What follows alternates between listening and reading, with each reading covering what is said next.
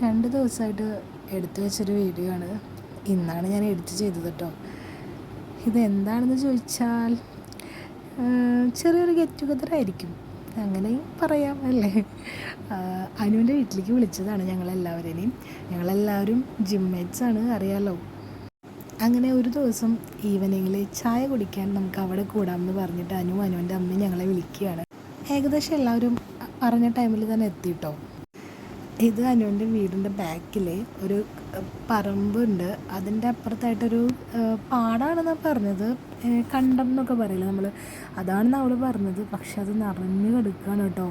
ഭയങ്കര രസമായിരുന്നു അവിടെ നിന്നിട്ട് കാണാൻ വേണ്ടിയിട്ട്. പക്ഷെ അവിടെ നിന്ന് കാണുന്ന നേരത്തെ തന്നെ നല്ല മഴ പെയ്തു. അങ്ങനെ എല്ലാവരും ഓടുന്നതാണ് ഈ കാണുന്നത്. ഓടിപ്പിടിച്ച് എല്ലാവരും എത്തിയപ്പോൾ ദേ അടുക്കളയിൽ ഒരു പുതിയൊരു അതിഥി കൊണ്ടിരിക്കുന്നു. കുറച്ച് ലൈറ്റായിട്ട് വന്ന അതിഥിയാണ് കേട്ടോ അത്. അനുവിൻ്റെ അമ്മ അതേ തകൃതിയായിട്ട് പഴംപൊരി ഉണ്ടാക്കുകയാണ്. അതിൻ്റെ ഇടയിൽ അവിടെ ഇരിക്കുന്ന സ്നാക്സൊക്കെ എടുത്ത് എല്ലാവരും കഴിക്കുന്നുണ്ട്, ഞാനും.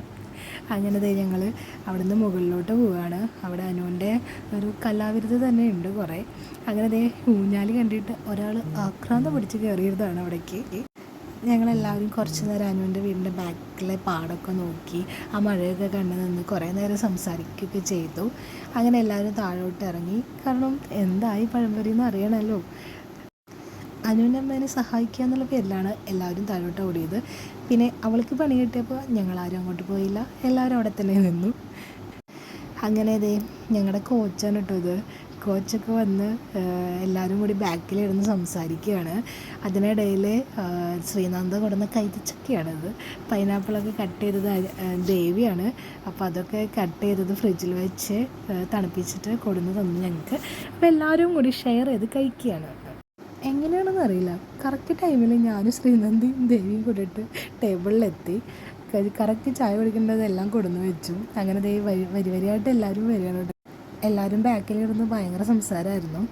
അങ്ങനെ ഞങ്ങൾ ചായ കുടിക്കാനായിട്ട് തുടങ്ങി.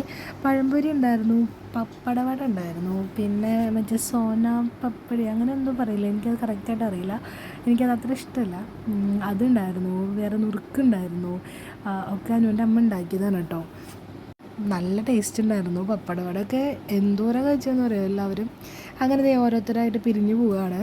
ഞങ്ങൾ പിന്നെ അവിടെ കുറേ നേരം നിന്ന് ഫോട്ടോസൊക്കെ എടുത്ത് കുറേ നേരം സംസാരിച്ചിട്ടാണ് കേട്ടോ പോകുന്നത്.